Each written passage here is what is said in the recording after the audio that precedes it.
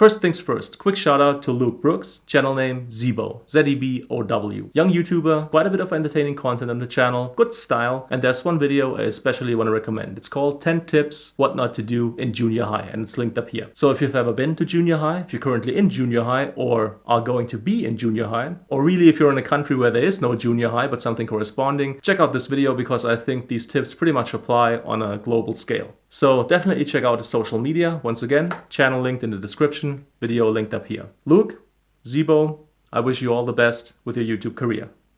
Now to the topic of this video. How fast does my SD card have to be? Pretty frequent question, pretty simple answer if you know what specs to look for. So let's check it out.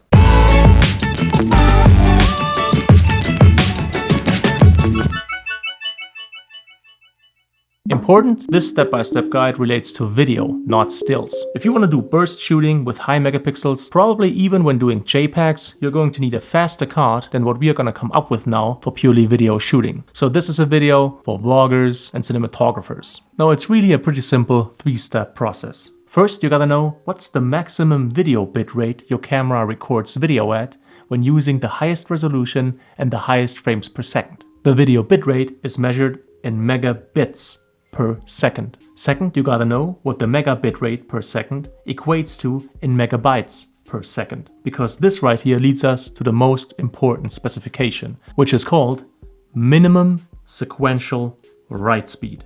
Then the third step is merely checking what SD card speed class offers the required minimum sequential write speed.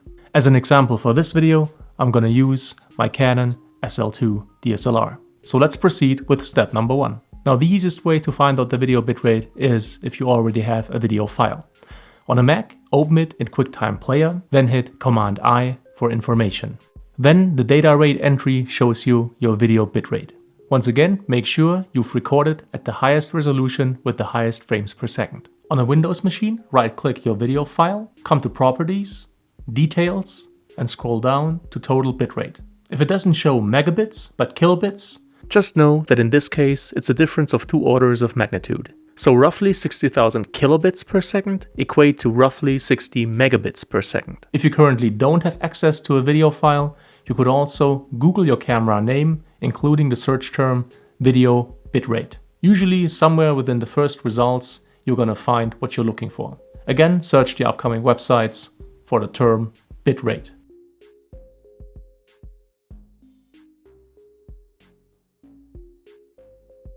Sometimes you get lucky because all you gotta do is go into the camera menu, come to something like record settings, and it already shows the megabit rate at which it's recording. In this case of the Sony a5100, we can see it records 50 frames per second at 50 Mbit. So the SL2 here records 1080p at 60 frames per second with 60 megabit per second. So now let's check out what this equates to in megabytes. Open Google and type in Mbit in MB, which will bring up the necessary calculator. Enter your value, and in my case, 60 Mbit equate to 7.5 megabytes.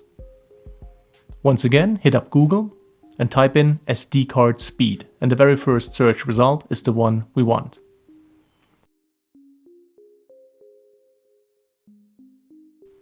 Scroll down to here, and now check what SD card speed class offers the sequential write speed that's a minimum for your camera. Again, mine is 7.5 megabytes, so 6 megabytes is not enough, but 10 megabytes will do just fine. So all I need is an SD card with a class 10 speed class and a UHS speed class of 1, or, which is a new speed class, a V10 Video 10 SD card. But let's check for the more common terms, which is regular speed class and UHS speed class. For example, I would type in SD card, then for example 64 gigabytes, class 10, UHS 1. Hit enter.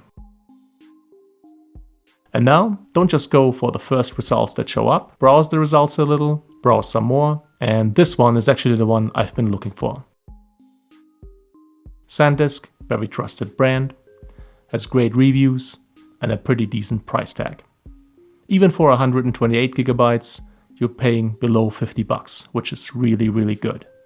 So if you liked the video, if you found it helpful, please make sure to leave a thumbs up. It's greatly appreciated. Any kind of comment or feedback is welcome, and I'll try to answer as quickly as possible. Thank you so much for your time. Thank you for watching, and hopefully see you again soon.